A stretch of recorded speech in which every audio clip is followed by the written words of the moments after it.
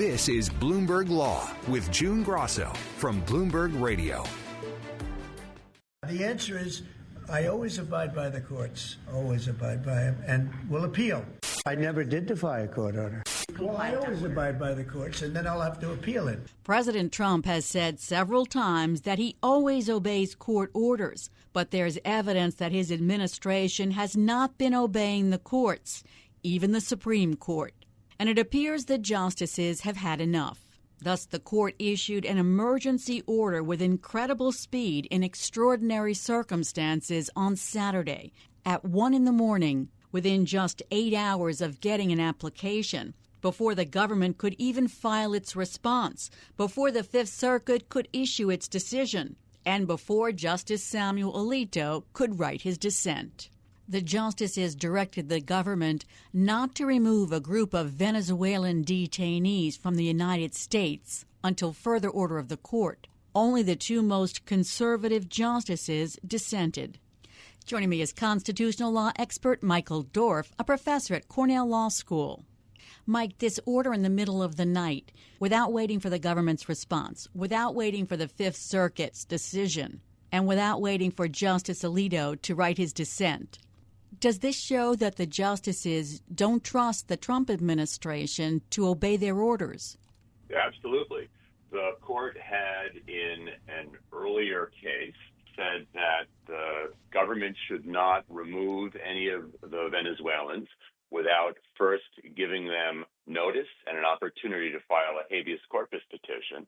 Here, the Venezuelans who are being held in Texas received notices in English, which most of them don't speak or read, saying that they would be removed imminently. There was no mention of the right to file a habeas petition. And so when somebody got in touch with the ACLU, the lawyers moved as quickly as they could.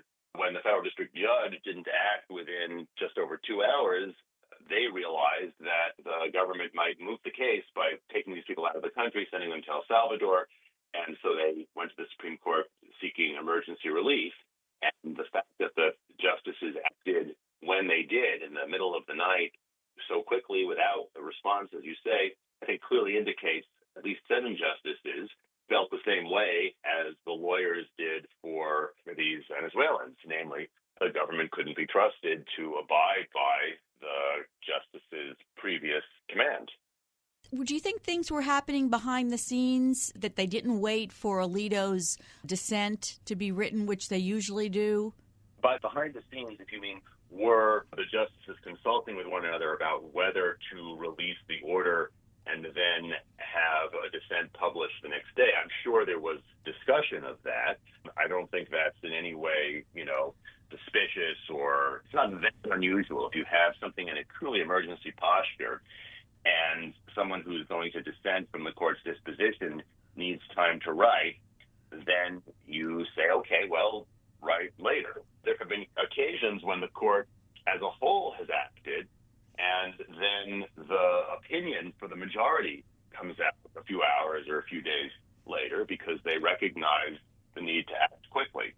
It was a short order, 11 lines, no explanation. But Justice Alito's scathing dissent was 5 pages.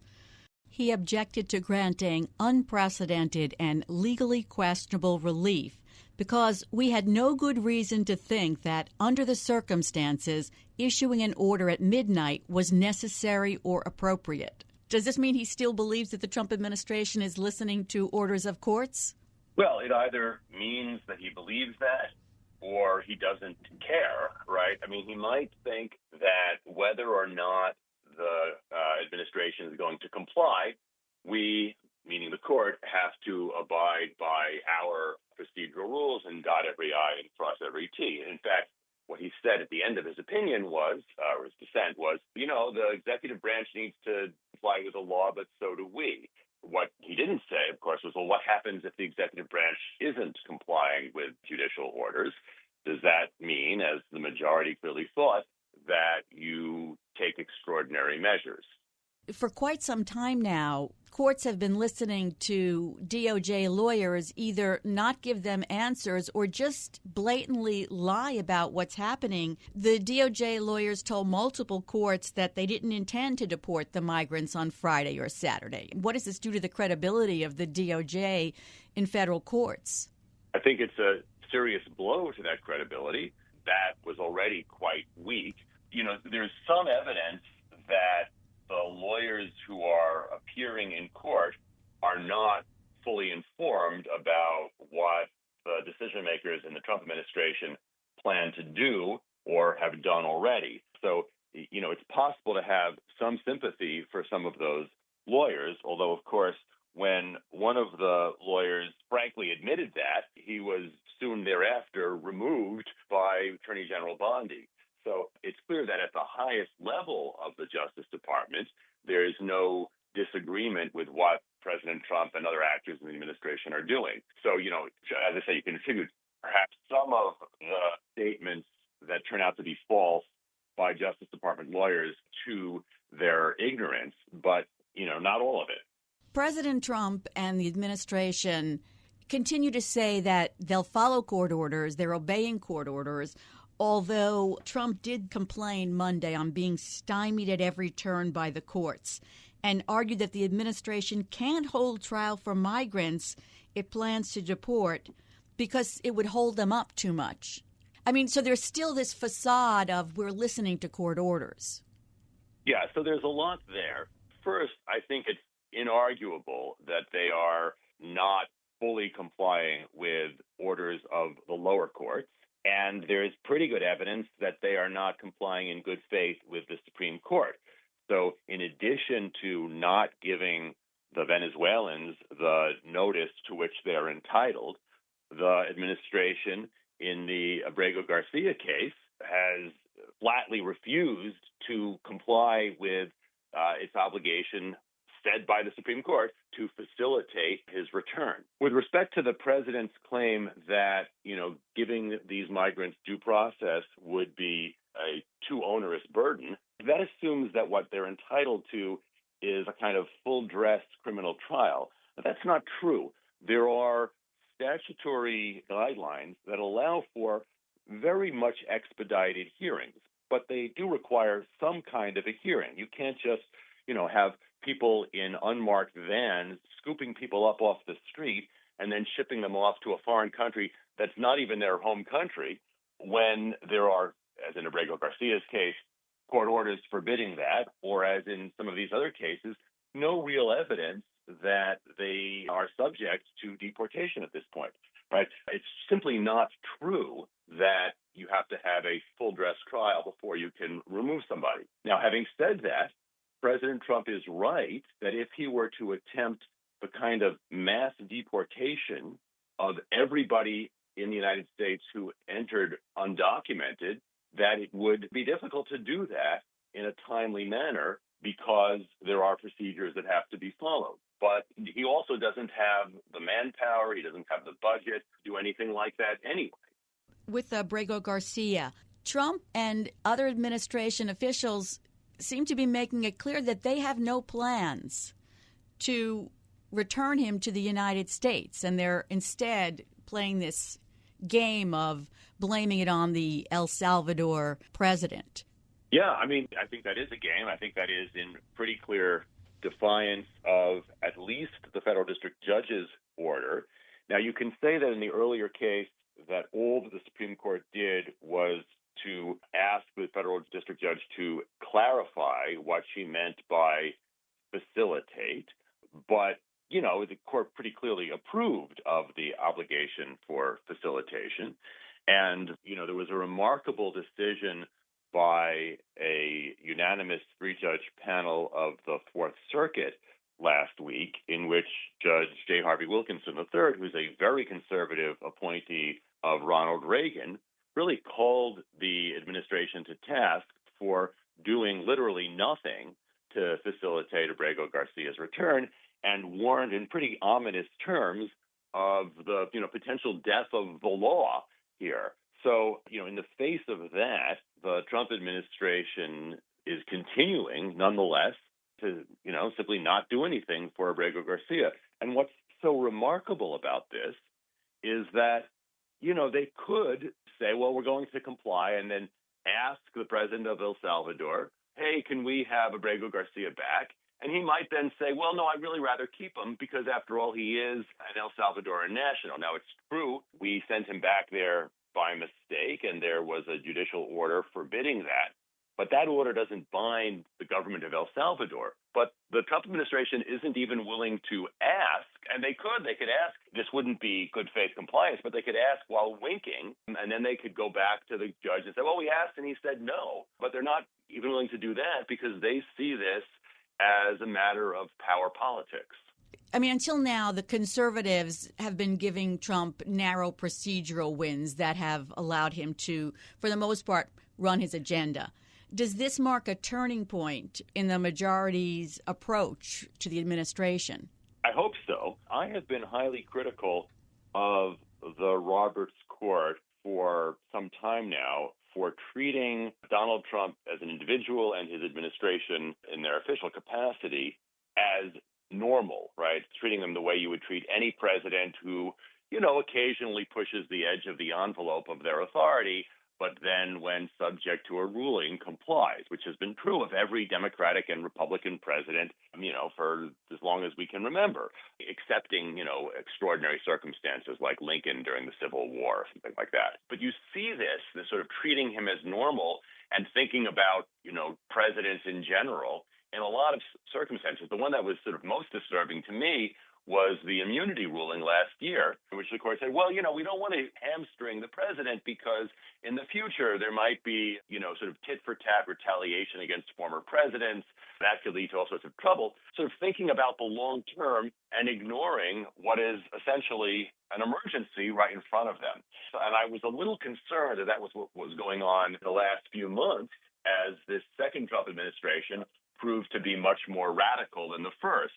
But it looks like, and I'm hopeful that, the court is beginning to realize that they're not dealing with a normal law-abiding president and administration, but a person who's seriously threatening constitutional democracy, and that they need to stand up to him. Last Thursday, the court announced a special session on May 15th to hear arguments on Trump's executive order upending birthright citizenship. Why would the court agree to hear a case like that when Trump's executive order seems to obviously violate the Constitution? Well, the court did not take the case to decide the substantive issue. The Solicitor General didn't even ask the court to decide the substantive issue. All that the court is deciding is the authority of a federal district judge to give a so-called nationwide injunction.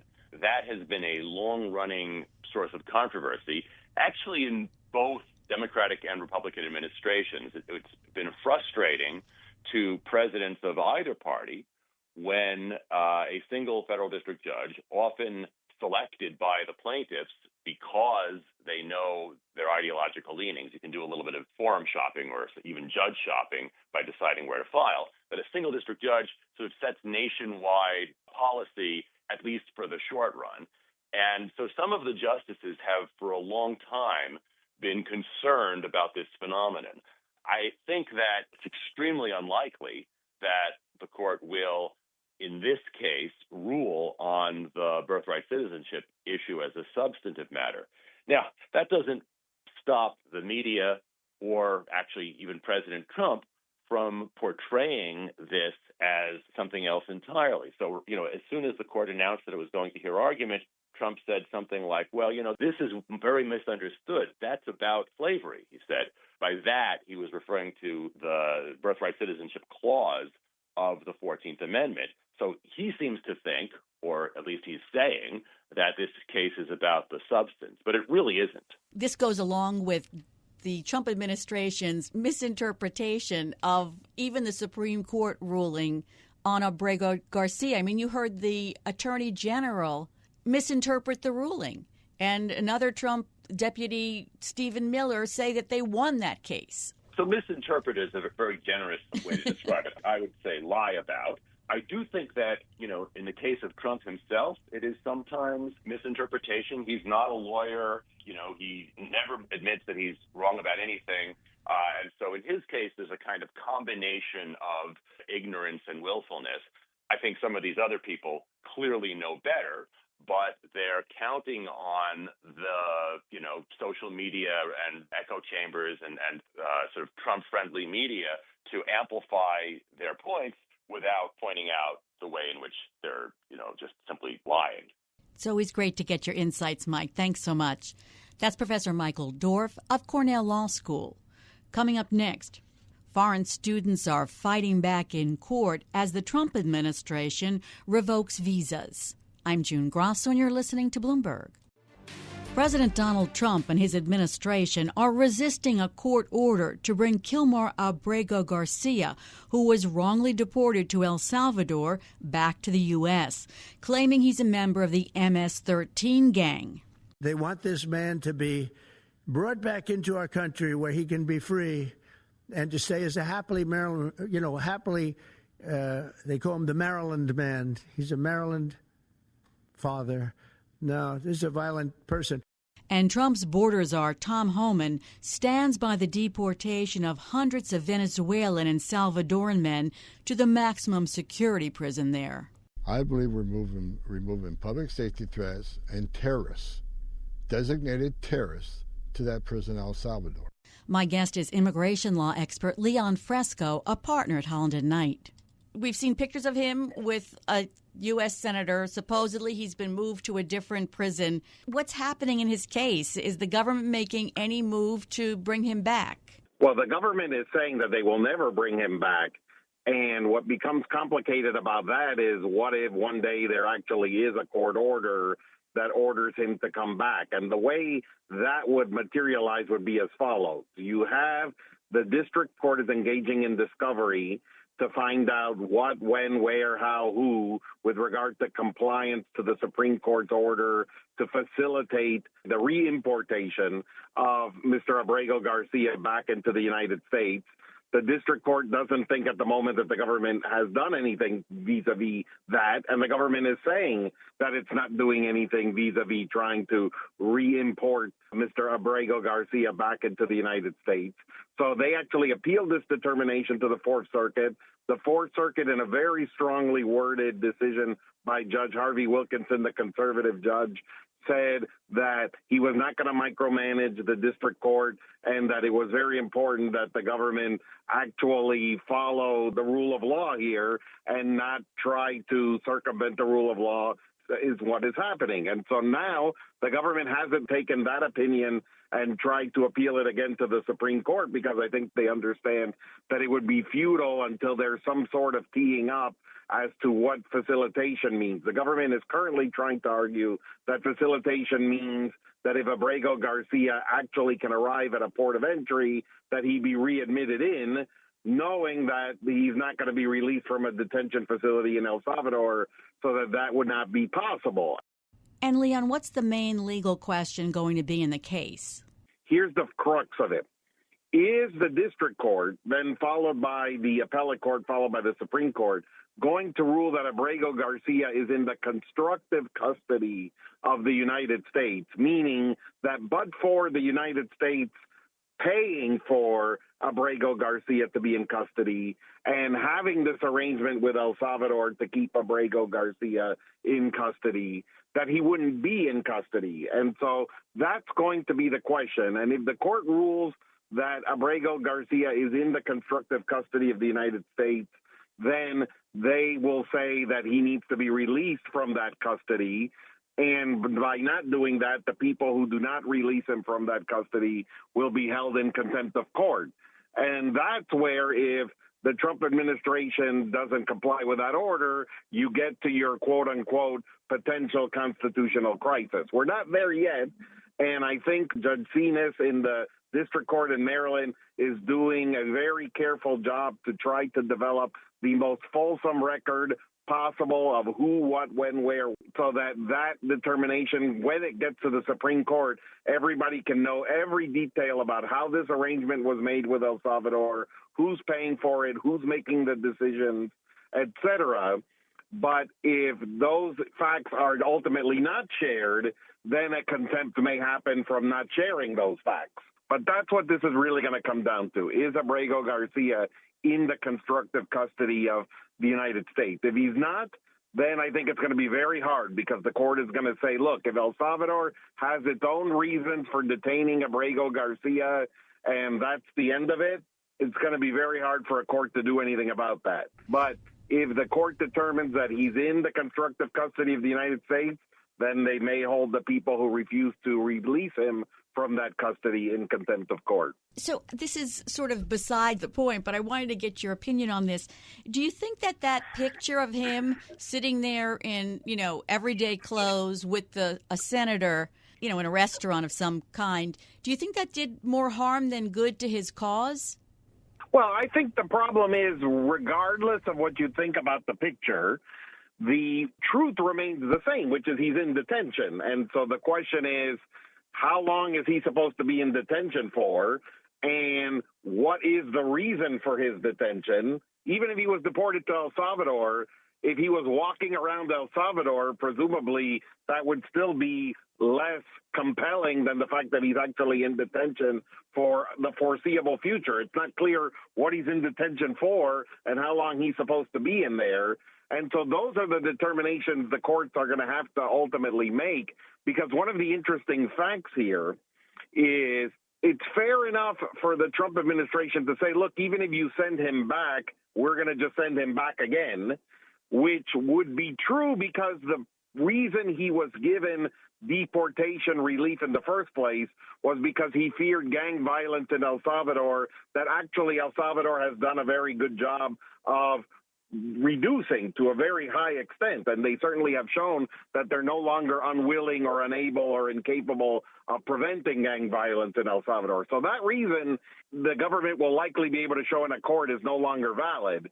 But now if they have a new reason, which is that he's going to be viewed as a terrorist, which is what the president of El Salvador said. He said, why would I release a terrorist from my facility?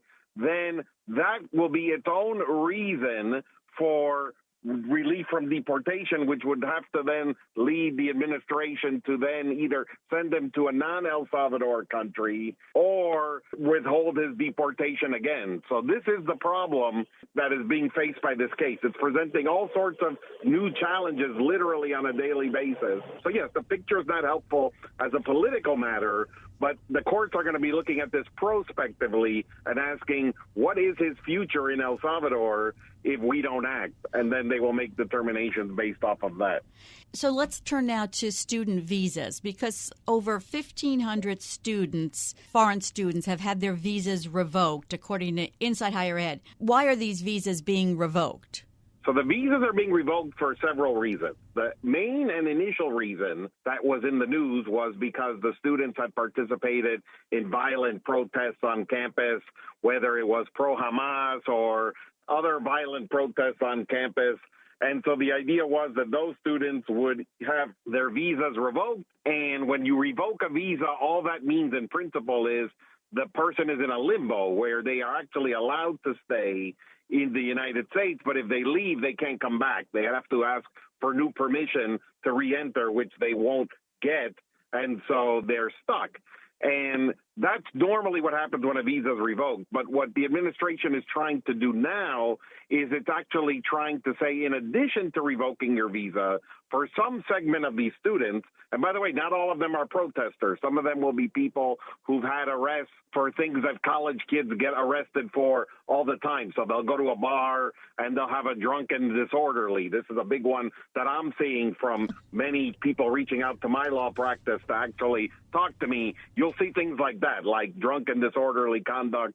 You know, rowdy college students being college students is not unique to just Americans. It's, you know, foreign nationals will do this too. But if you have any interaction with law enforcement, then they're revoking your visa and sometimes terminating your status in the student visa database. And that's where the litigation is coming from, because if your student visa database status is terminated, it creates two problems. One, from the student's perspective, the student is worried now that they're in illegal status, And unlike other populations of people in this country that may or may not have concern about illegal status because what they're trying to do is earn enough money in the U.S. to just survive and stay alive, this student visa population doesn't have that concern of trying to survive and stay alive. They're trying to be here legally and study. So having a concern that they're here illegally is quite grave for them, and they don't want to be here illegally. And so many of them are suing in the court, but it has a concern for the school. The schools are often asking me, well, should I allow this student to keep studying now that the government has terminated the status, because will I be considered as someone who's harboring a fugitive or inducing a person here without status to remain in the United States? And the last thing I want to do is be prosecuted for this. So it's creating all of those problems, and students are now suing en masse, many of them in all different courts across the United States, saying that the government can revoke my visa. That's fine. But even when they do that, I'm allowed to stay. They can't revoke my existence in the student database. All the government can do is put me in deportation proceedings, which from the government's perspective is very onerous. This is the whole point of everything they're trying to do. They're not trying to increase the number of people in deportation proceedings. They're trying to decrease it because there's millions of people in the backlog. So what they're trying to do is terminate these students' existence in the database so that the students leave. But if the students are successful, which they've currently been in a lot of district courts, in saying that the government doesn't have that authority, the only authority they have is to place students in removal proceedings and let them defend themselves, then the students are going to be allowed to stay because the government probably isn't going to want to place thousands of students in deportation proceedings to add to the already large number of people in deportation proceedings. Leon, do these student visas have expiration dates so they would expire without the government doing anything? Well, what happens is the visa is actually a stamp that is placed in your passport that says how many days do you have to enter the United States. So if I get a student visa placed in my passport that expires on May 1st of 2027, the only significance of that date, May 1st, 2027, is that's the last date I'm allowed to fly into the United States and enter as a student. That's it. Once I've entered as a student, the way the system works is you are admitted as a student for however long it takes to finish your degree. It has nothing to do with the stamp. And so you just have to show that you're working in due diligence toward your degree. And as long as you show that, you can exceed that May 1st, 2027 deadline. And so from that perspective, if the visa is revoked, the only thing that is revoked is the stamp, the ability to re-enter the country. The status of the student isn't revoked unless the student is placed in removal proceedings.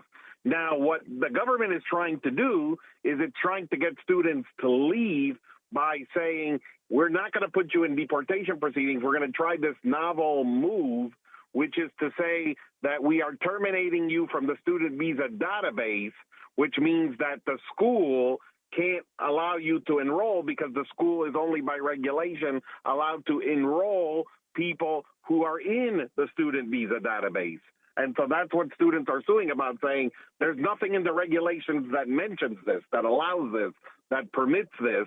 If you don't want me in the country, this isn't the way to do it. You have to place me in removal proceedings in order to do it. You can't just terminate me from the student visa database. But again, the reason they're doing this is to, one, create the apprehension in the student so that the student leaves voluntarily, but number two, to create the apprehension in the school, because the school knows very clearly in the regulations it shouldn't be allowing foreign students to study there if they're not actively on the student visa database.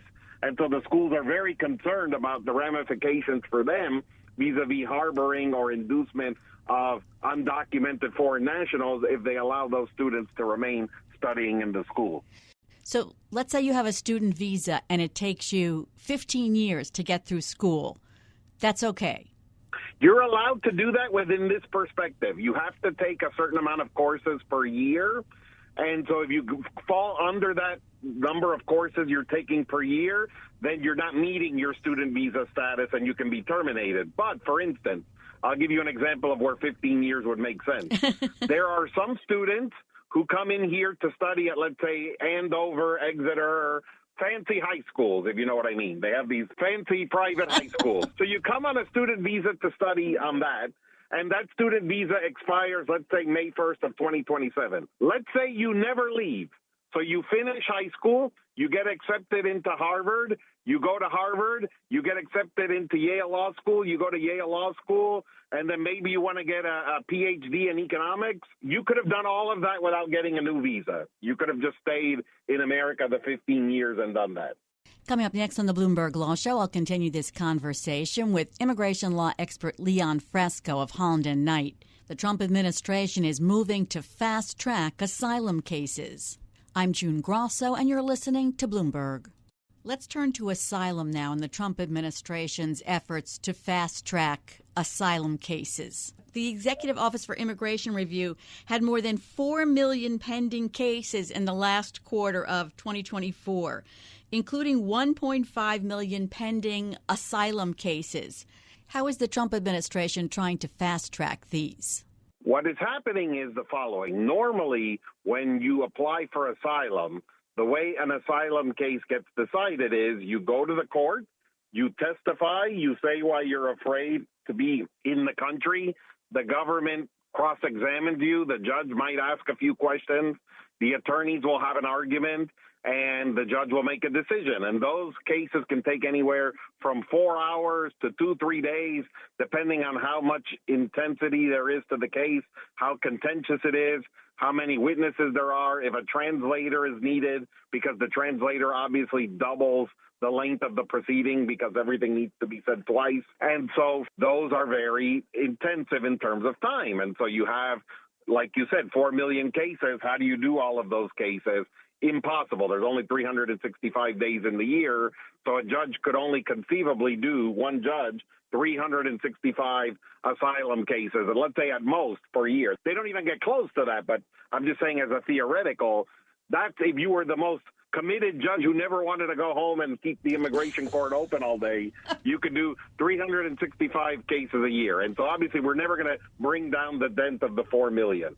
So what the Trump administration wants to do is basically introduce the concept of summary judgment or a motion to dismiss, whatever you would call it in civil court, which is that if a person is presenting an asylum claim, that even if everything they are saying is true, you still wouldn't legally add up to an asylum claim, then they want the judges to dismiss those, to look for those and dismiss those so that you don't have the need of doing what I just described, testimony, cross-examination, argument, questions, etc. The problem is with this concept that many people who don't have lawyers don't know how to phrase their asylum claim. So what happens is you get to the court, you start asking questions, and you may determine that the person indeed has a valid asylum claim because you're asking them the question, they're answering them. They're not tailoring their experience to the laws, so they don't know what they need to do to qualify to get asylum.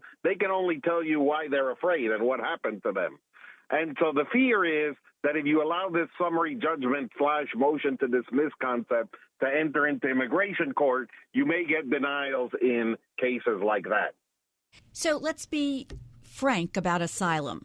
People just automatically file for asylum to prevent being deported.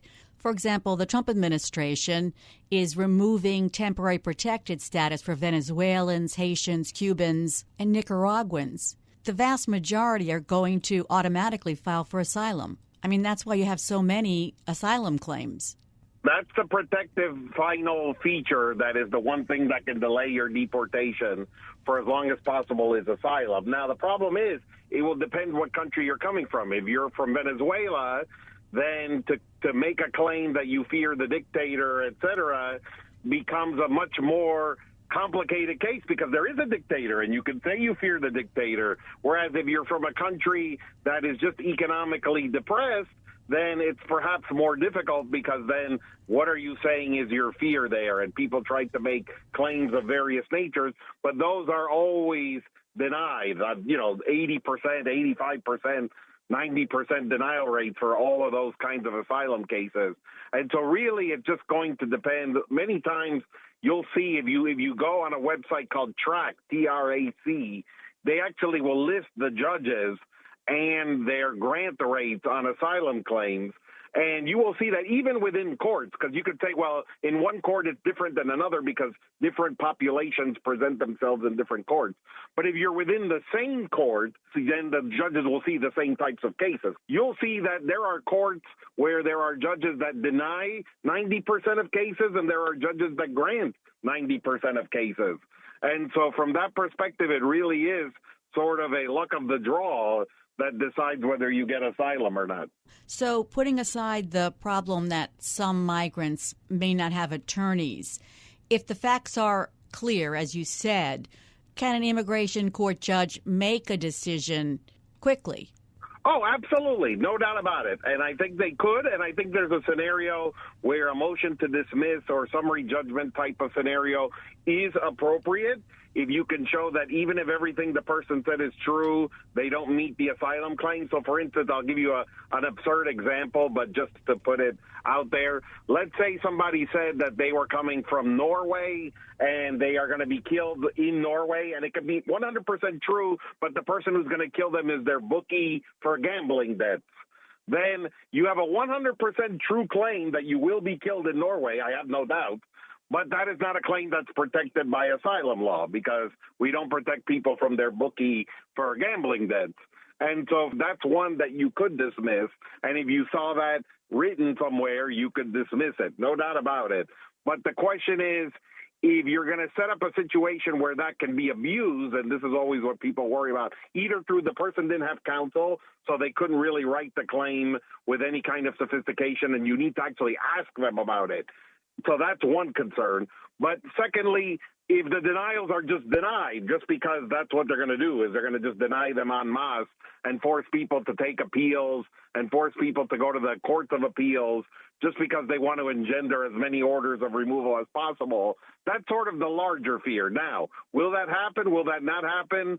Unclear. We always want to presume that the rule of law will be followed and they won't just start denying cases for no reason. But the fear from, I think, some in the immigration bar would be that this would be used for that reason, that you would just get a one-line order, your asylum case is denied, and you weren't given any indication of why that was. So during Trump's first administration, didn't immigration officials issue directives limiting asylum approvals and impose quotas for judges? Well, they imposed quotas for case management. And they certainly made a lot of judicial decisions from the Attorney General's office that talked about things like how you establish a social group-based asylum claim that definitely tightened up who could qualify for asylum. That is true. But there was not then, and there currently isn't, an effort to summarily deny hundreds of thousands of asylum claims, let's say, if that's what ends up happening. Unclear if that will happen. And just give them all one-line orders. We will see if that happens. If that happens, that will certainly be something that goes through a lot of scrutiny. Unclear if that's what this is going to lead to, but that's the question that some have on their mind. One would presume that the rule of law will be followed, that that's not what's going to happen. If it happens, people will have to take appeals from that, and we will have to wait and see. Well, I appreciate your taking the time to talk to me, Leon. I know you're very busy now. It was very funny. I saw some podcast from Alan Dershowitz where he said, if I was a young lawyer right now, I'd be doing immigration law because that's where all the action is. And I was like, what's weird is people always sort of clown on me. Why did you, of all things, go into immigration law? And now, look at that. It's springtime for Leon. So there you go. I'll let you get back to it. Thanks so much, Leon. That's Leon Fresco, a partner at Holland Knight. And that's it for this edition of the Bloomberg Law Show. Remember, you can always get the latest legal news on our Bloomberg Law podcast. You can find them on Apple Podcasts, Spotify, and at www.bloomberg.com/podcast/law. And remember to tune into the Bloomberg Law Show every weeknight at 10 p.m. Wall Street time. I'm June Grasso, and you're listening to Bloomberg.